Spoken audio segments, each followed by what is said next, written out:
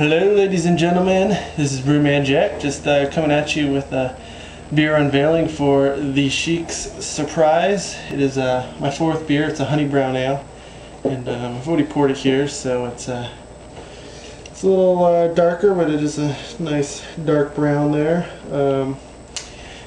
It's a little bit higher on the alcohol content, topped out about 7.2%, so it's got some kick to it, but let's give it a little whiff here. The aroma to it is actually not very strong, which is odd. Yeah, there's not much aroma to it.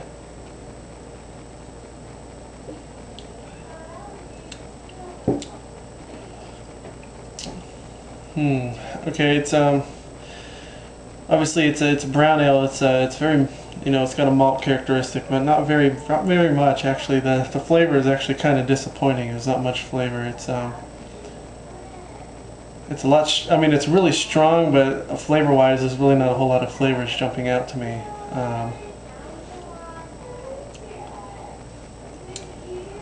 Can't really taste any hints of honey either. But it's an alright beer. It's kind of disappointing. It's actually kind of the least favorite of the 4 beers I've brewed so far, but I don't know, it could just be a bad bottle, I don't know, maybe, but it's an alright beer, but it's definitely not the greatest. But anyways, going to the story of the Sheik's Surprise, kind of the story behind this beer. It's actually a story of how me and my wife met.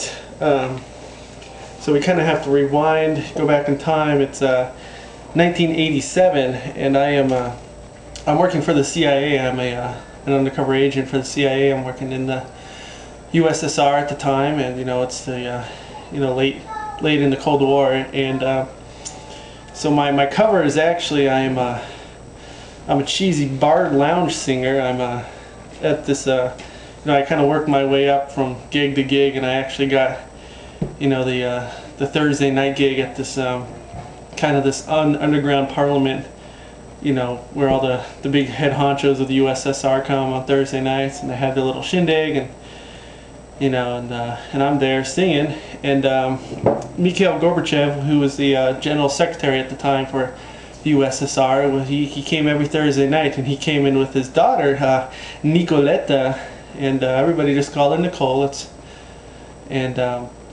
So Nicoletta, came in, and I was always just like, oh man, I should sing a song to her. So one night in September of 1987, one Thursday night, she came in, and I was able to plan it perfectly. I went up to their table, I was singing, and it was like, I looked right at her, I was like, that's the time I feel like making L-O-V-E-T-O-Y-O-U, oh baby. So, and then but of course Gorbachev he was pretty impressed. He goes, wow, you have some serious brass balls to come up and sing the Nicoletta like that in front of all of us. And so he invited me to his table after I was done. But and so this is kind of cool, because I was like, oh yeah, I gotta hang out with Nicoletta, and then I gotta get in with the general secretary of the USSR, as part of my my mission. And but unfortunately, I was backstage, and just chaos broke out in the little lounge room there, and all of a sudden all these Iranians came in, and they grab Nicoletta, and they're like, they take her. It's just chaos, and they take her, and I'm like, well, what's going on? And so after all the chaos kind of ended, Nicoletta's gone, and I'm just like, oh no, she's gone, but I'm still here because I'm stuck in the USSR on my mission. And about a half an hour later, Gorbachev comes up, and he's like, hey, I need to talk to you. And so we go back into this back room, and he's like, I know you're you work for the CIA. We've known that you work for the CIA for a long time, and we allowed you to get this close just so we can keep an eye on you. And so he's like, but the Iranians, they're trying to want to hold my daughter captive because they want our nuclear secrets. And we can't give him that, but but he has my daughter, and they're expecting a Russian task force to go. But is there any way you can go? they wouldn't be expecting the Americans to, to aid the USSR, in the recovery of Nicoletta.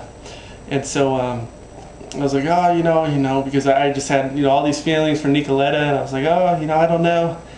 And he's like, oh, I'll pay you $1 million US. And I was like, oh, okay, I'll go. I'll have to call my buddy Tex back home. Tex is one of my CIA buddies who, is a little bit more skilled in the hand-to-hand combat and, those covert missions. So Tex hopped the first plane. We got over there, and then, we started our trek into Iran, and turns out she was abducted by the Sheik Ali Ababwa, and Ali Ababwa is like holding her ransom, saying, "We want your nuclear secrets, or your daughter's gonna die, Gorbachev."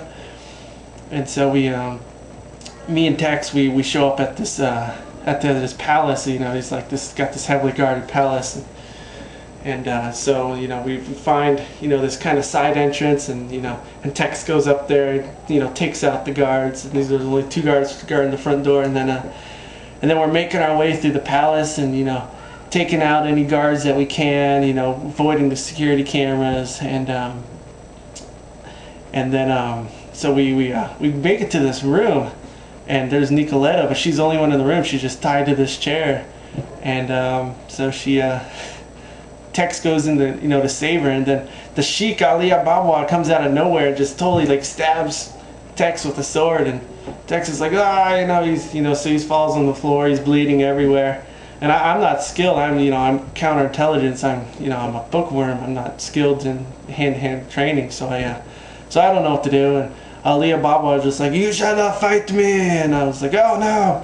So I'm like, he like lunges at me with the sword, and I don't know how, I just kind of like did the side sweep thing and kicked his hand, and the sword went flying. So then we got into this like Greco-Roman wrestling style, and then he stops and he's like, "Hey, would you like some lemon scented oil? It helps us wrestle a little better." And he's like lathering himself up. I'm like, "Yeah, that's disgusting, that's I don't ever want to be this close to a man again. That was too close for comfort for me." But so we start grappling, and and so we're we're wrestling all across the room. Nicoletta's like, she's getting all excited watching me, and so she